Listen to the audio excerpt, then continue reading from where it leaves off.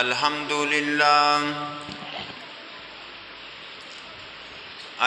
لله نحمده ونستعينه ونستغفره ونؤمن به ونتوكل عليه ونعوذ بالله من شرور أنفسنا ومن سيئات أعمالنا من يهده الله فلا مضل له ومن يضلله فلا هادي له ونشهد أن لا إله إلا الله وحده ونعوذ بالله من الشيطان الرجيم بسم الله الرحمن الرحيم والسابقون الأولون من المهاجرين والأنصار والذين اتبعوهم بإحسان رضي الله عنهم ورضوا عنه وأعد لهم جنات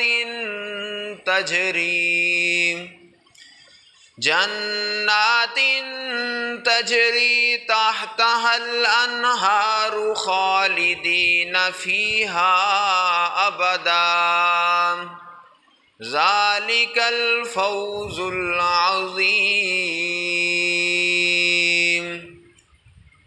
صدق الله العظيم يا ربي وسلم دائما أبدا على حبيبك خير الخلق كلهم هو الحبيب الذي ترجى شفاعة لكل حول من الأحوال مقتحم رب اشرح لي صدري ويسر لي أمري واحلل عقدة من لساني يفقه قولي رب زدني علما رب زدني علما رب زدني علما قالوا سبحانك لا علم لنا إلا ما علمتنا إنك أنت العليم الحكيم۔ سب دوست بآواز بلند نماز والا درود شریف پڑھ لیں۔ اللہم صلی علی محمد وعلی آل محمد کما صلیت علی ابراہیم وعلی آل ابراہیم انک حمید مجید۔ اللہم بارک علی محمد وعلی آل محمد کما بارکت علی ابراہیم وعلی آل ابراہیم انک حمید مجید۔ میرے واجب الاحترام بھائیوں دوستو، اللہ رب العزت نے قرآن پاک کے اندر صحابہ کرام کا ذکر فرمایا۔ جس طرح میں نے پچھلے جمعہ میں صحابہ کرام کا ذکر فرمایا کہ صحابہ کرام کی غربت اتنی تھی کہ کھانے کے لیے روٹی تک نہیں تھی، لیکن پھر بھی انہوں نے نبی پاک علیہ الصلاۃ والسلام کا دامن نہیں چھوڑا۔ محبت کرنے والے صحابہ، لیکن اللہ رب العزت نے انہی صحابہ کرام کو اسلام کی برکت سے حکمران بھی بنایا، جنہوں نے پہلے تکلیفیں برداشت کی، بھوک برداشت کی، پھر اللہ پاک نے ان کو حکمران بنا دیا، گورنر بنا دیا۔ لیکن انسان کے پاس جب پیسہ آ جائے تو پھر انسان غرور تکبر میں آ کے غریبوں کو اس طرح پاؤں کے نیچے کچل دیتا ہے، کہتا ہے کہ میں تو پیدا ہی امیر ہوا ہوں۔ وہ اپنا ماضی بھول جاتا ہے۔ انسان کو اپنا ماضی یاد رکھنا چاہیے کہ پہلے میرے پاس پیسے نہیں تھے، دولت نہیں تھی، تب بھی ایسا ایک وقت تھا، اور اب میرے پاس اگر پیسہ دولت آ گئی تو اب میں غریبوں کو پریشان نہ کروں۔ بعض لوگ ہوتے ہیں کہ جب پیسہ نہیں ہوتا اس وقت تو غریبوں کی طرح زندگی گزارتے رہتے ہیں، جب ان کے پاس پیسہ دولت آ جاتا ہے پھر غرور اور تکبر آ جاتا ہے، پھر وہ جو غریب لوگ ہوتے ہیں ان پر ظلم کرنا شروع کر دیتے ہیں۔ لیکن انسان کو اپنا ماضی بھولنا نہیں چاہیے۔ اگر دولت آ گئی، دولت دینے والا کون ہے؟ اللہ ہے، اور اللہ رب العزت دولت دینے والا ہے تو دولت چھیننے والا بھی وہی ہے۔ اگر وہ دے سکتا ہے تو وہ لے بھی سکتا ہے۔ انسان کو اس چیز کا غرور تکبر نہیں کرنا چاہیے کہ آج میرے پاس پیسہ آ گیا تو وہ فرعون بن کے بیٹھ جائے۔ نہیں، جب پیسہ آئے پھر بھی انسان اپنے نیچے والے لوگوں کا خیال کرے کہ اللہ رب العزت نے مجھے نوازا ہے، یہ بھی اللہ کی مخلوق ہے، ان کے ساتھ پیار محبت کرنا چاہیے۔ لیکن جو انسان سب سے پہلے دین میں داخل ہوئے ان کا بھی شان بہت زیادہ ہے۔ جس طرح کوئی انسان پہل کرتا ہے نا تو باقیوں کو بھی اجر ملتا ہے، پہل کرنے والوں کو ان سے زیادہ اجر ملتا ہے۔ اللہ رب العزت نے قرآن پاک میں بتایا، توجہ کرنا صحابہ کرام کا ذکر میں آپ کے سامنے تھوڑے سے وقت میں گزارش کروں گا۔ میری دعا ہے میں جو کچھ بیان کروں اللہ رب العزت میرے سمیت آپ سب کو ان پر عمل کرنے کی توفیق عطا فرمائے۔ الہ العالمین کا پاک قرآن بیان کرتا ہے، خالق کائنات فرماتے ہیں، اللہ رب العزت نے فرمایا والسابقون الاولون والمہاجرین والانصار۔ اول سب سے پہلے ایمان لے کے آنے والے مہاجرین اور انصار لوگ ہیں۔ اس دنیا میں سب سے پہلے روایات میں آیا ہے کہ حضرت ابو بکر صدیق نے کلمہ پڑھا، مسلمان ہو گئے۔ بعض لوگ جب مسلمان ہوتے نبی پاک علیہ السلام فرماتے کہ اللہ کی عبادت کیا کرو اور مجھے اس کا نبی مان لو۔ بعض لوگوں نے نبی پاک علیہ السلام کا بیان سن کے، تقریر سن کے، وعظ سن کے کلمہ پڑھا، لیکن جب نبی پاک علیہ السلام نے حضرت ابو بکر صدیق رضی اللہ تعالی عنہ کو فرمایا، نبی پاک فرماتے ہیں ابو بکر اللہ رب العزت کی عبادت کیا کرو اور مجھے اللہ کا نبی مان لو۔ حضرت ابو بکر صدیق اسی وقت پڑھتے ہیں اشہد اللہ الہ الا اللہ وحدہ، اسی وقت کلمہ پڑھا اور مسلمان ہو گئے۔ بعض روایات میں آیا ہے کہ سب سے پہلے کلمہ پڑھا ہے اماں جی ختیجہ رضی اللہ تعالی عنہا نے۔ بعض فرماتے ہیں کہ حضرت علی رضی اللہ تعالی عنہ نے سب سے پہلے کلمہ پڑھا ہے۔ مفسرین نے ان کا نچوڑ نکالا، توجہ کرنا ذرا۔ جوانوں میں سب سے پہلے کلمہ پڑھنے والے حضرت ابو بکر صدیق رضی اللہ تعالی عنہ ہیں۔ حضرت ابو بکر نبی پاک علیہ السلام کے 2 یا سوا 2 سال چھوٹے تھے، کیونکہ نبی پاک علیہ السلام 63 سال کی عمر میں نبی پاک علیہ السلام دنیا سے چلے گئے، اور اس کے بعد حضرت ابو بکر صدیق نے 2 یا پونے 2 سال حکومت کی۔ اس کے بعد 63 سال کی زندگی میں 63 سال کی جو عمر تھی وہ دنیا سے چلے گئے۔ اس سے پتہ چلتا ہے کہ 2 یا پونے 2 سال نبی پاک علیہ السلام سے چھوٹے تھے، یعنی نوجوان تھے۔ مفسرین فرماتے ہیں جوانوں میں نوجوانوں میں حضرت ابو بکر صدیق رضی اللہ تعالی عنہ نے سب سے پہلے کلمہ پڑھا، اور بچوں میں سب سے پہلے حضرت علی رضی اللہ تعالی عنہ نے کلمہ پڑھا، اور عورتوں میں سب سے پہلے کلمہ پڑھنے والی اماں جی ختیجہ رضی اللہ تعالی عنہا ہیں۔ جس طرح کہ کوئی خطیب یا کوئی بندہ اگر کسی چندے کے لیے اعلان کرتا ہے کہ جی ہماری مسجد کے لیے چندہ ضرورت ہے، جی کھڑے ہو کے اپنا نام لکھوائیں، جو سب سے پہلے کھڑا ہو کے نام لکھواتا ہے، پیر صاحب سب سے پہلے کھڑے ہو گئے، ساتھ والے نے دیکھا یار پیر صاحب کھڑے ہو گئے، اب مجھے بھی کھڑا ہونا چاہیے، وہ بھی کھڑا ہو گیا، بعد میں دوسرے تیسرے نے دیکھا، لیکن سب کو اجر ملے گا، لیکن پیر صاحب کو ان سب سے زیادہ اجر ملے گا، کیونکہ انہوں نے پہل کی ہے۔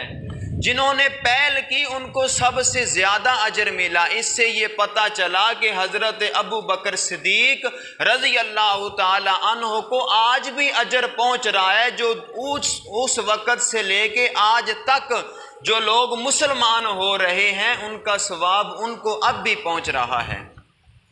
اللہ اکبر، اللہ توجہ کرنا ذرا، اللہ رب العزت فرماتے ہیں والسابقون الاولون من المہاجرین والانصار والذین اتبعوہم بإحسان۔ اللہ پاک فرماتے ہیں اللہ رب العزت نے ان پر احسان کر دیا، ان پر احسان کر دیا، والذین اتبعوہم بإحسان۔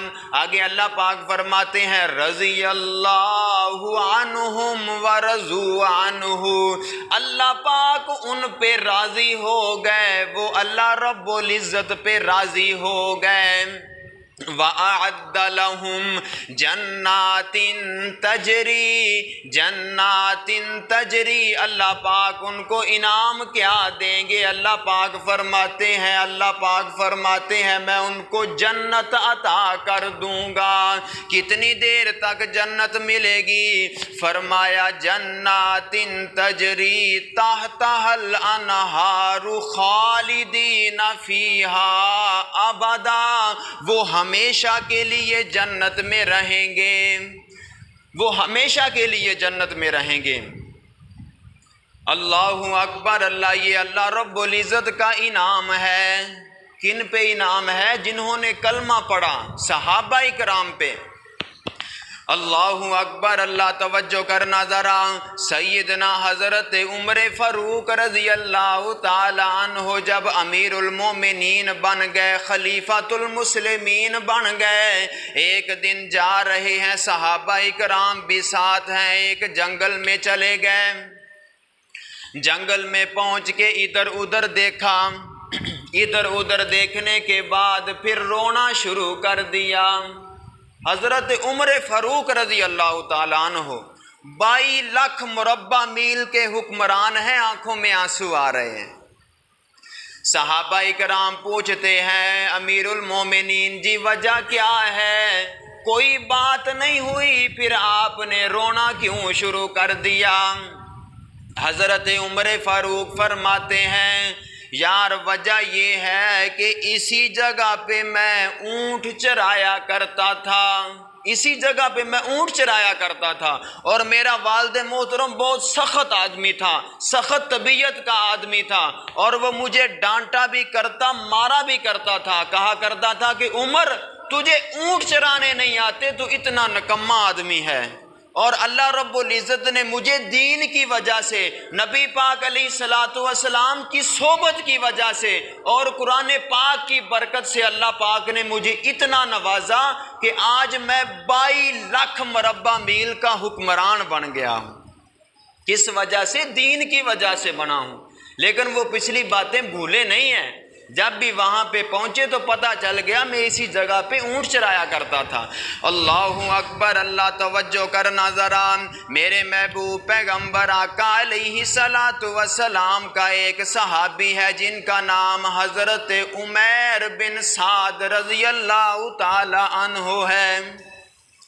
نبی پاک علیہ الصلوۃ والسلام کا صحابی ہے، 10 سال کی عمر ہے، 10 سال کی عمر میں کلمہ پڑھا۔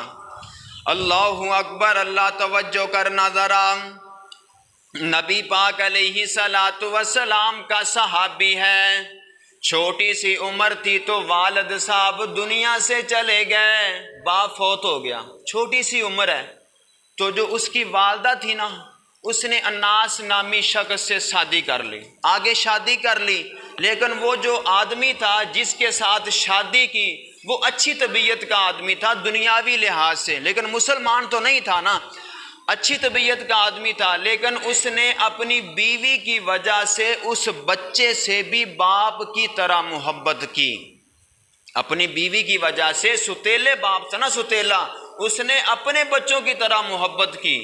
اللہ اکبر، اللہ توجہ کرنا ذرا، جب حضرت عمیر بن سعد رضی اللہ تعالی عنہ 10 سال کی عمر ہوئی تو کانوں میں جب آواز پڑی نبی پاک علیہ الصلوۃ والسلام کی دعوت کی تو نبی پاک علیہ الصلوۃ والسلام کے پاس آ کے کلمہ پڑھ کے مسلمان ہو گئے، 10 سال کی عمر میں مسلمان ہوئے۔ اللہ اکبر، اللہ، لیکن جو ان کا باپ تھا وہ اوپر سے مسلمان تھا، اندر سے جو تھا وہ عتبہ شیبہ کے پاس بھی بیٹھا کرتا تھا، اوپر سے دکھلاوے کے لیے مسلمان تھا، نبی پاک علیہ الصلوۃ والسلام کے پاس بھی آ کے بیٹھ جاتا، اور وہ عتبہ شیبہ جو اسلام کے دشمن تھے ان کے پاس بھی جا کے حال حوال کرتا۔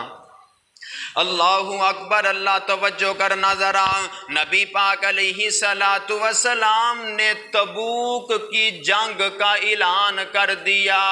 نبی پاک علیہ الصلوۃ والسلام فرماتے ہیں صحابہ کرام جی تبوک کے لیے تیاری کر لو۔ عام وقت اندر نا نبی پاک علیہ الصلوۃ والسلام یہ نہیں بتاتے تھے کہ ہم نے کب جانا ہے، قافلہ لے کے کب نکلنا ہے اور کس راستے سے جانا ہے۔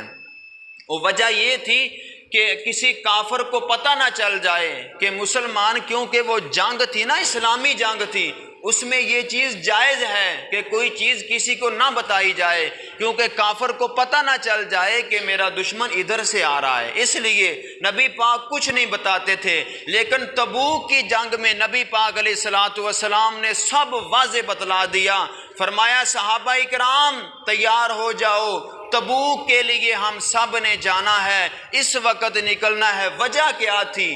وجہ یہ تھی کہ ایک تو سخت گرمی تھی، سخت گرمی تھی، اور دوسری وجہ یہ تھی کہ سفر بہت لمبا تھا، تیسری وجہ یہ تھی کہ جو مقابلے میں دشمن تھا وہ بہت طاقتور دشمن تھا، اور چوتھی وجہ یہ تھی کہ اس وقت کھجوروں کا جو باغ تھے نا وہ بالکل پکے ہوئے تھے، یعنی فصل بالکل پکی ہوئی تھی، اس وقت جانا تھا۔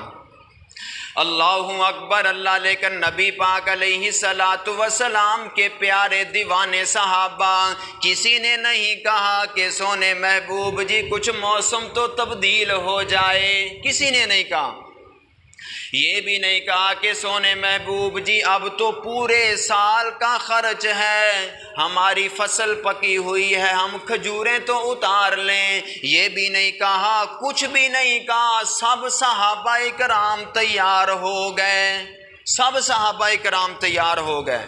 حضرت عمیر بن سعد فرماتے ہیں جب نبی پاک علیہ الصلوۃ والسلام نے اعلان کیا سب صحابہ کرام، کوئی تلوار لے کے آ رہا ہے، کوئی تیر لے کے آ رہا ہے، کوئی کھجوریں لے کے آ رہا ہے، کوئی نقد کیش پیسے لے کے آ رہا ہے، نبی پاک علیہ الصلوۃ والسلام کے پاس چندہ جمع کر رہے ہیں۔ حضرت عمیر بن سعد فرماتے ہیں مجھے دیکھ کے بہت خوشی ہوئی کہ اس وقت گرمی کی شدت میں بھی لوگ کتنی محبت کرنے والے ہیں۔ اللہ اکبر اللہ۔ حضرت عمیر بن سعد فرماتے ہیں میں اپنے گھر میں چلا گیا، اپنے باپ کو کہا کہ ابا جان آپ بھی تیاری کریں نا، ذرا جلدی کریں، آپ بھی سامان لے کے جائیں نبی پاک علیہ الصلوۃ والسلام کے پاس۔ تھوڑی دیر تو وہ چپ رہا، پھر کہنے لگا بیٹھ جا، اگر محمد الرسول اللہ اللہ کے نبی ہیں تو پھر ہماری حیثیت کیا ہے؟ فرمایا پھر ہماری حیثیت کیا ہے؟ جب یہ جملہ بولا حضرت عمیر بن سعد فرماتے ہیں اس وقت میرے پاؤں کے نیچے سے زمین نکل گئی۔ میں نے کہا یہ تو اپنے آپ کو مسلمان کہتا ہے، ایک طرف میرا باپ ہے، دوسری طرف محمد رسول اللہ ہے، اب میں باپ کی مانوں یا محمد رسول اللہ کی مانوں؟ حالانکہ ستیلا باپ ہے، اس کے باوجود بھی وہ میرے ساتھ محبت کرتا ہے، اب میں کیا کروں؟ لیکن دل کے اندر ایمان کا جذبہ تھا۔ وہاں سے چلے نبی پاک علیہ الصلوۃ والسلام کے پاس آئے، آ کے سب کچھ بتا دیا۔ نبی پاک علیہ الصلوۃ والسلام نے ان کے باپ کو طلب کیا اور بتا کے پوچھا کہ ہاں بھائی تو نے یہ باتیں کی ہیں، کیونکہ منافق تھا نا۔ اس نے کہا سونے محبوب جی مجھے اللہ کی قسم میں نے کچھ بھی نہیں کہا، یہ عمیر جھوٹ بول رہا ہے۔ قسم اٹھا دی، فرمایا میں نے کچھ نہیں کہا، یہ جھوٹ بول رہا ہے۔ جو منافق لوگ تھے وہ دیکھنے لگے کہ اس نے اپنے بیٹے کی طرح محبت کی ہے لیکن یہ باپ کا نافرمان نکلا۔ لیکن جو صحابہ کرام تھے وہ کہتے یار یہ تو بڑا نمازی بندہ ہے، بہت نیک بچہ ہے، یہ جھوٹ نہیں بول سکتا۔ اللہ اکبر اللہ۔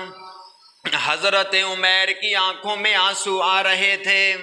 حضرت عمیر نے دل میں سوچا، فرمایا یا اللہ مجھے نبی پاک کی آنکھوں میں نبی پاک کے سامنے رسوا نہ کرنا۔ اللہ پاک سے دعا مانگتے ہیں یا اللہ مجھے میرے نبی کے سامنے رسوا نہ کر دینا، کیونکہ میں سچا ہوں۔ ابھی تک یہ بات چیت ہو رہی تھی، اللہ رب العزت نے قرآن پاک نازل کر دیا۔ اللہ پاک نے فرمایا اے میرے محبوب پیغمبر، بعض لوگ منافق تیرے سامنے آ کے قسمیں اٹھا دیں گے مگر وہ جھوٹے ہوں گے۔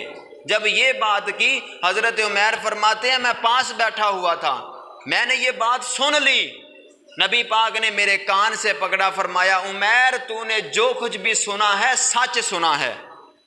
جب نبی پاک نے فرمایا کہ یہ آیت نازل ہوئی ہے اس وقت اس باپ نے کہا کہ یا میرے محبوب پیغمبر مجھے معاف کر دو، اللہ پاک سے دعا کرو کہ مجھے معاف کر دیں، آج کے بعد میں کبھی ایسی بات نہیں کروں گا، میں سچا مسلمان ہو کے زندگی گزاروں گا۔ اللہ اکبر اللہ۔ توجہ کرنا ذرا، وقت گزرتا گیا، حضرت عمر فاروق رضی اللہ تعالی عنہ کا دور خلافت آ گیا۔ حضرت عمر فاروق رضی اللہ تعالی عنہ نے حضرت عمیر بن سعد کو ایک جگہ کا امیر بنا کے بھیج دیا۔ حمیس کا حضرت عمیر رضی اللہ تعالی عنہ کو حضرت عمر فاروق نے گورنر بنا کے بھیج دیا کہ جا تو حمص میں چلا جا، حمص میں جا کے گورنری کر۔ حضرت عمیر بن سعد نے 1 سال وہاں جا کے گورنری کی، وہاں جا کے حکمرانی کی۔ وہی بچہ جس کی میں آپ پہلے بات بتائی ہے، صحابی نبی پاک علیہ الصلوۃ والسلام کا، حضرت عمر فاروق نے حمص میں بھیجا کہ جا وہاں جا کے گورنری کر۔ 1 سال تک وہاں رہے، حکومت کی۔ حضرت عمر کو کوئی خط نہیں بھیجا، کوئی غلے کے لیے پیسہ واپس نہیں بھیجا۔ حضرت عمر جو تھے نا وہ اپنے گورنروں پر کڑی نظر رکھا کرتے تھے، کہیں ایسا نہ ہو کہ وہ دنیا کے مال میں مگن ہو کے زندگی گزارنا شروع کر دیں۔ حضرت عمر فاروق نے خط لکھا، فرمایا جا قاصد کو بھیجا کہ جا کے عمیر کو دینا، اور خط میں لکھا کہ تجھے جب بھی خط مل جائے اسی وقت گورنری چھوڑ کے میرے پاس آ جا۔ اللہ اکبر اللہ۔ جب حضرت عمیر کے پاس خط پہنچا، حضرت عمیر نے اسی وقت سب کچھ وہاں چھوڑا، ایک تھیلا اٹھایا، ایک پیالہ اٹھایا، ایک ہاتھ میں کھونڈا تھا وہ لیا، اور وہاں سے چلتے چلتے حضرت عمر کے پاس پہنچائے۔ جب حضرت عمر کے پاس پہنچے تو سر کے بال بڑے ہوئے ہیں، دھوپ اور گرمی کی وجہ سے چہرے کا رنگ بھی سیاہ ہو گیا ہے۔ اللہ اکبر، اللہ، کپڑے بھی میلے ہیں۔ جب حضرت عمر کے پاس آئے، حضرت عمر فرماتے ہیں عمر تجھے 1 سال ہو گیا، نہ تو نے کوئی زکوٰۃ کا مال بیت المال میں جمع کرایا، نہ کوئی خط بھیجا، آپ نے وہاں سے کیا کچھ کمایا ہے؟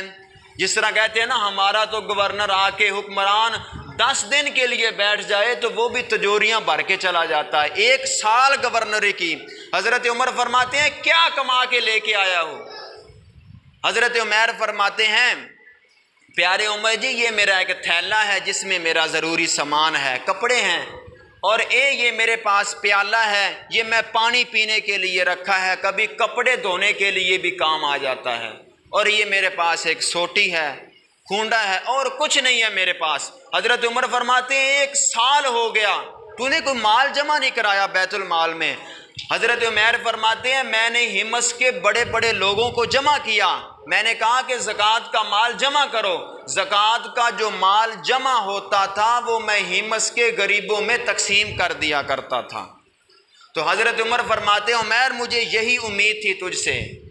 اللہ اکبر، اللہ۔ حضرت عمر نے پھر خط لکھا، فرمایا عمر جا، چلا جا، پھر جا کے وہاں گورنری سنبھال لے۔ حضرت عمر فرماتے ہیں حضرت عمر جی اب مجھے آزمائش میں نہ ڈالو، اب میں نہیں گورنری کرنا چاہتا، کیونکہ وہ گورنر بن کے پیسہ نہیں ہڑپ کرنا چاہتے تھے۔ یہاں تو کہتے ہیں جان تو جائے مگر کرسی نہ جائے، وہ کہتے تھے اے عمر میں نہیں گورنر بننا چاہتا، میں تو غریبے مدینے کے پاس کسی بستی میں جا کے اپنی زندگی گزارنا چاہتا ہوں۔ حضرت عمر خوش ہو گئے، فرمایا جا، چلا جا، مدینے کے پاس ایک بستی میں چلے گئے، وہاں جا کے زندگی گزارنا شروع کر دی۔ حضرت عمر بہت حساس آدمی تھے۔ حضرت عمر نے سوچا شاید کوئی مال جمع کر کے لے کے آیا ہوں، میرے پاس نہ ظاہر کیا ہو، وہاں جا کے گاؤں میں کوئی کوٹھی بنا لی ہو، بڑی ٹھاٹھ باٹھ ہو۔ حضرت عمر نے پھر قاصد بھیجا اور ان کو اشرفیوں کا ایک خزانے کا تھیلا دے کے بھیجا کہ جا ان کے پاس، وہاں جا کے چیک کرنا، اگر مال و دولت ہو پھر مجھے آ کے بتانا، اگر غریبی کی زندگی گزار رہے ہوں تو پھر یہ جو تحفہ ہے، یہ پیسے ہیں، ان کو دے کے واپس آ جانا۔ وہ جب قاصد گیا، جا کے حضرت عمر سے ملا، فرمایا میں مدینے سے آیا ہوں۔ فرمایا بہت مہربانی جی، آپ مدینے سے مجھے ملنے کے لیے آئے ہیں۔ فرمایا بتا بھئی حضرت عمر فیصلے کس طرح کر رہے ہیں؟ فرمایا بہت اچھا فیصلہ کر رہے ہیں۔ تو ان کے لیے دعا کی، اللہ پاک حضرت عمر کی زندگی دراز کر دے۔ اللہ اکبر، اللہ۔ پھر وہ مہمان 3 دن حضرت عمر کے گھر میں رہا، لیکن گھر میں اتنی غربت سی کہ 3 دنوں کے بعد بستی میں جو لوگ تھے ان میں سے ایک نے اس مہمان کے ہاتھ کو پکڑا اور دور لے گیا، جا کے کہا کہ یار تو اس آدمی کے لیے گھر میں مہمان آیا ہے، اس کے گھر میں اتنی غربت ہے کہ ہر روز جو کی صرف 1 روٹی بنتی ہے، جو 3 دن ہو گئے وہ تجھے کھلا دیتے ہیں، آپ بھوکے سو کے گزارا کرتے ہیں۔ فرمایا 3 دن ہو گئے، حضرت عمر نے کچھ نہیں کھایا، 1 روٹی بنتی ہے وہ آپ کے سامنے پیش کر دیتے ہیں، اتنی غربت ہے۔ اب تو 3 دنوں کے بعد حضرت عمر جب چلتے ہیں تو ایسے لگتا ہے جیسے ابھی گر جائیں گے، 3 دن سے کچھ نہیں کھایا، آپ انہیں کے پاس مہمان بن کے بیٹھے ہیں۔ اس وقت اس قاصد نے جو تھیلی تھی وہ نکالی، حضرت عمر کو دے دی، فرمایا یہ لو، حضرت عمر نے آپ کے لیے تحفہ بھیجا ہے۔ حضرت عمر نے کہا میں نہیں لیتا، اس کو واپس لے جا، کسی غریبوں میں دے دے۔ تو پردے کے اندر عورت بیوی کھڑی تھی، اس نے کہا میرے سر کے تاج، آپ کو تو پتہ ہے گھر کے حالات کا، چلو آپ وہاں سے مال لے لیں، اگر آپ کا دل نہ مانے تو غریبوں میں تقسیم کر دینا۔ جب یہ بات اس قاصد نے سنی وہ تھیلی پھینک کے چلا گیا۔ اللہ اکبر، اللہ۔ کچھ دنوں کے بعد حضرت عمر نے پھر اس کو بلایا، حضرت عمر کو جب پھر بلایا تو غربت ویسی تھی۔ حضرت عمر فرماتے ہیں اے عمر جی مجھے یہ بتاؤ جو میں نے آپ کو تھیلی دی تھی اس کا کیا کیا؟ حضرت عمیر فرماتے ہیں پیارے عمر جی اب آپ کا حق تو نہیں بنتا پوچھنے کا، کیونکہ آپ نے مجھے دے دی، میں جو کچھ مرضی کروں۔ لیکن حضرت عمر فرماتے ہیں یار بتا تو صحیح تو نے کیا کیا؟ حضرت عمیر فرماتے ہیں شام ہونے سے پہلے میں نے وہ غریبوں میں تقسیم کر دی ہے۔ حضرت عمر فرماتے ہیں مجھے یہی امید تھی آپ سے۔ حضرت عمر نے فرمایا ہے عمیر اگر تو چاہے تو میں دانوں گندم کا کوئی ڈھیر آپ کے پاس بھیج دوں۔ حضرت عمیر نے فرمایا اے پیارے عمر جی مجھے کوئی ضرورت نہیں، اللہ پاک نے مجھے اتنا دیا ہوا ہے کہ جتنے مجھے جو کی روٹی چاہیے اللہ پاک مجھے دے دیتے ہیں، جب وہ ختم ہوگی اللہ پاک مجھے اور عطا کر دے گا۔ حضرت عمیر فرماتے ہیں اگر میرے ساتھ کچھ شفقت کرنا چاہتے ہو، ایک میری عورت ہے، میری جو گھر والی ہے، اس کو گھر میں پہننے کے لیے کپڑے کا ایک جوڑا نہیں ہے، اگر آپ دے سکتے ہیں کسی عورت کا ایک سوٹ مجھے دے دیں، وہ میری بیوی گھر میں پہن لیا کرے گی۔ اللہ اکبر، اللہ یہ غربت کا حال تھا۔ وقت ختم ہو گیا، ابھی تو میں نے آپ کے سامنے ایک صحابی کی بات کی ہے، میں تو 3-4 صحابہ اکرام کا واقعہ لے کے آیا تھا۔ حضرت سعد بن ابی وقاص رضی اللہ تعالی عنہ جب مسلمان ہوئے تھے، ہمارے لیے کیا مشکل ہے، حضرت سعد بن ابی وقاص جب نبی پاک کا کلمہ پڑھا تو اس کی والدہ نے بھوک ہڑتال کر دی۔ اس کی والدہ نے کہا اگر تو نبی پاک کا کلمہ پڑھے گا تو میں کھانا ہی نہیں کھاؤں گی، کھانا چھوڑ دیا، پینا چھوڑ دیا، بھوک ہڑتال کر دی کہ یا تو نبی پاک کا کلمہ چھوڑ دے نہیں تو پھر میں بھوکی مر جاؤں گی، میں کھانا نہیں کھاؤں گی۔ ادھر والدہ ہے ادھر محمد رسول اللہ ہیں، لیکن حضرت سعد بن نبی وقاص رضی اللہ تعالیٰ عنہ نبی پاک علیہ الصلوۃ والسلام کے پاس چلے گئے۔ نبی پاک علیہ الصلوۃ والسلام کے پاس گئے، اللہ رب العزت کی طرف سے وحی آ